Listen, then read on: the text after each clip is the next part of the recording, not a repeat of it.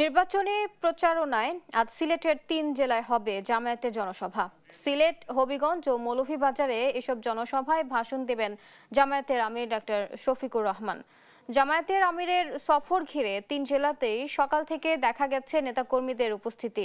জনসভা স্থলগুলোতে সাজানো হচ্ছে মঞ্চ, নেওয়া হয়েছে পর্যাপ্ত নিরাপত্তা ব্যবস্থা।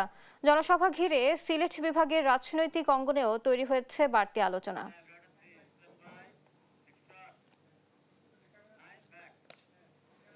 আজ হবিগঞ্জ জনসভা ঘিরে জেলায় নেওয়া হয়েছে বাড়তি নিরাপত্তা, মাঠে নেতাকর্মীদের ব্যাপক উপস্থিতি। এ নিয়ে আরো জানাতে সরাসরি যুক্ত হচ্ছেন সহকর্মী রায়হান আহমেদ।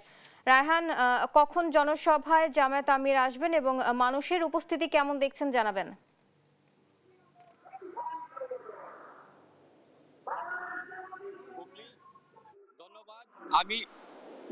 ধন্যবাদ। আমি রয়েছি হবিগঞ্জ পৌর শহরের নিউ ফিল্ডে, যেখানে কিছুক্ষণের মধ্যেই জামায়াতে ইসলামীর আমির ডাক্তার শফিকুর রহমান এখানে এসে পৌঁছবেন হেলিকপ্টার যুগে। আমরা যেটা জেনেছি যে 10টা নাগাদ তিনি এখানে এসে পৌঁছবেন। আর উনার আগমন উপলক্ষে যে জামায়াতে ইসলামীর যে নেতা কর্মীদের উচ্ছ্বাস আমরা দেখতে পেয়েছি, এবং আইন শৃঙ্খলার বিষয়টি যদি বলি, সেটি আইন শৃঙ্খলা পরিস্থিতি স্বাভাবিক রাখতে সচেষ্ট রয়েছেন আমরা দেখতে পেয়েছি।